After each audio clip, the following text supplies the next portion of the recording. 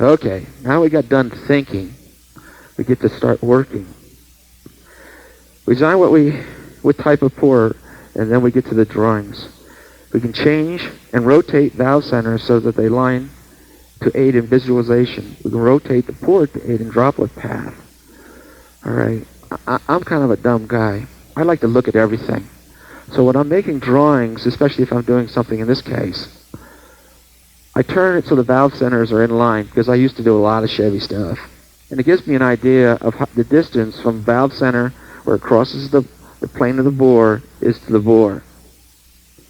It's a little hard for me to imagine, and I'm not that good at AutoCAD where I can do it at this. So then it begins to give me a real understanding of where I am compared to where we've gone over the years. If I was to go all the way back to that slide where the port was placed differently over the cylinder, as time has gone on, we have gone from being in the back to middle to forward. The engine's like in a Ford. If you look at it relative to putting the valve centers on line, the valve center has moved way away from bore now. When I do this, I also can begin to design how am I going to enter the cylinder for the in-cylinder motion and droplet path. So here, I can take and make all the different drawings before I ever decide that I want to make the engine.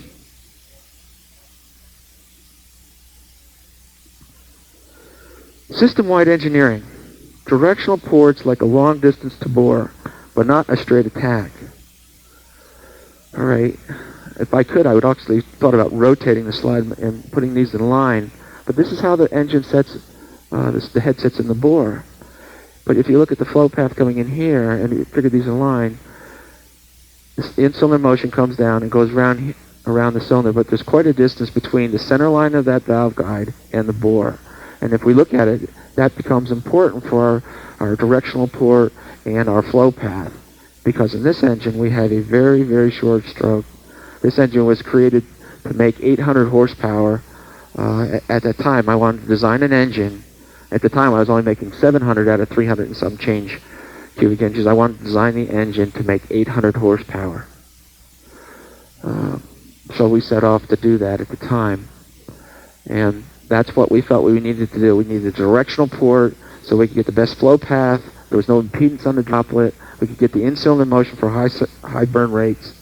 And we made all those calculations that I just showed you.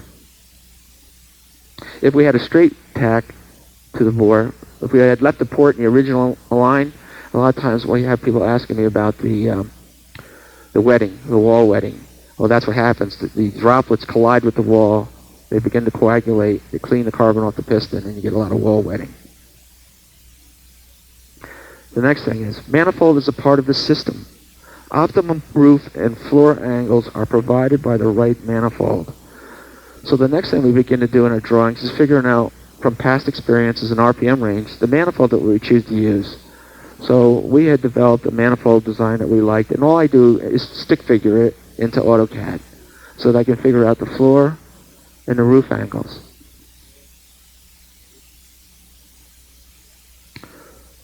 Once again, the reminder, the outcome. The finished picture is always to give a good idea of the outcome.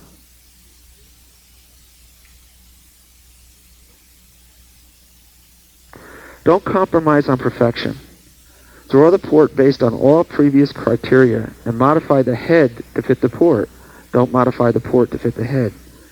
Try to make the perfect head. And so when I was doing this, that's exactly what I tried to do. And with all the previous criteria that I just led up to, I designed this inside of a Ford deleted service Yates casting. And one of the fellows who was very helpful was Jim Novak, who spoke here several times, and they got me some deleted service castings, and all the casting work you saw in the welding work we did in-house. The three-quarter view shows minimized plenum. Carbs and droplets hate extra space. Minimize total volume from valve to butterfly. This is especially important not only in this application, but when you're looking at throttle response for circle track and other ones. One of the other components that people forget about is the intake track has volume from the valve to the butterfly. And the engine accelerates and the carburetors are more sensitive and the droplet distribution is better at a higher speed. So minimizing total volume is really important depending on the range and your ability to carry through gear changes in drag cars, for instance.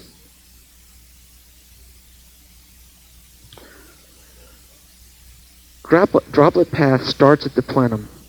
Side view shows the move port location. All right. To give you an idea how much was added to the top of this head, I added over an inch of material to the top of these heads so I could get the ports where it needed to be. The original port laid over here, and all that material was added, and we put it over there. It was quite a lot of work to take an idea and begin to fabricate these heads. I had to learn how to do metal fabrication. That was all part of doing it. What I find is okay, I have these ideas of making things perfect, and then what helps me is learning how to get to that point. What are my shortcomings to allow me to finish this project? So it's been a pretty good learning thing. Okay, once again, no wasted space, total efficient package. You know, this was a manifold I put together just a few months ago. To give you an idea, I mean, it's been finished since then, but because of my accident, I didn't get a chance to take another photo to show you a more current photo of this particular manifold. I apologize for that. Small to no plenum to corner port corner radius. Let me say it again, please. Small to no plenum to port corner radiuses. Big droplets like big radiuses, and wetting that goes on in the plenum should be broken up by small or no corner radiuses. You can make manifold flow significantly better by putting a huge radius on this. But we also found that there's some cases this manifold was really designed for drag racing, and there is, no matter how much you do, some wetting going on in the plenum. Well, once it got to the corner where it was going down through the plenum, that we would know the EGTs would go up. There was and it didn't affect the power performance of anything, but the airflow at all. But the power went up, and the brake specifics improved by reducing corner radiuses. And when I finished this corner radius to a manifold that we currently use, it's nothing more than a fairly rolled edge. We don't radius it hardly at all, and that's proven to be very successful. Say think as if you were a fuel droplet in this frame. No path change or collision with anything. So as we've gone down through this now, and we're beginning to not only realize we've constructed this engine, but we're beginning to get a feel for how the droplet thinks. You know, I think it had the ability to think. And as you can see, I love tangent walls to the bowl. And as we were saying, I heard Harold say last night about Rick from Rare Morrison. He had a very good presentation here a couple of years ago, what they have on videotape that I would recommend. And Rick asked me about his presentation we've done, but he realized this was done 7 years ago. This was the idea that we were going, because with generous corner radius and working with a droplet path. Measure twice, cut once. Once we've done the original one, we want to recheck the area for any wall changes again, which doesn't really show up that well. It's a little washed out there. No headache here. Chamber is an aid to droplet path, not a block. And valve as well changes the valve as well. All right, I didn't put the valve in here because I wanted you to see that the spark plug and the chamber are aids to how the droplet, once it goes in cylinder, is not either impeded by the chamber or having to chase the chamber. It becomes a flow and droplet aid to the in-cylinder path in a directional port. The other thing that we're working on in the short term, when we're using directional ports, we're actually beginning to make them more abrupt and sharper. What we had learned from some of the import directional ports is they leave them completely sharp.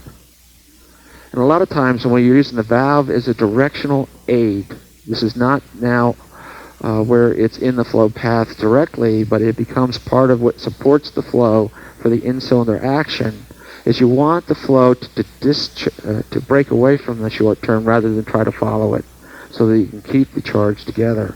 So we've actually begun to make that fairly abrupt. To show the chamber without the bore is incomplete. One needs the other.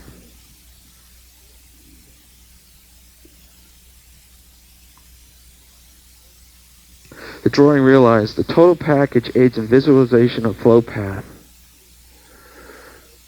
And this, you can probably see it better than I can. Once again, we put the cylinder. This is actually the engine that goes on with, and we have the photograph of the entire engine because it really gives you an idea. I try to visualize as much as I can because when I'm away from my work and I'm doing my thinking, that's when I really begin to understand how the engine wants to run. And with that, it reminds me, because I like to also let you know where there's good information. Pat Bear, who works at Chrysler, is connected with a lot of dynamic programs. And I always suggest to anybody that anything that Pat Bear's name is on, watch. Their programs are one of a kind. So we've done a lot of that, and I think if you got a chance to look at some of his videotapes, it would be a great thing. Reengineering lifter positions. To take advantage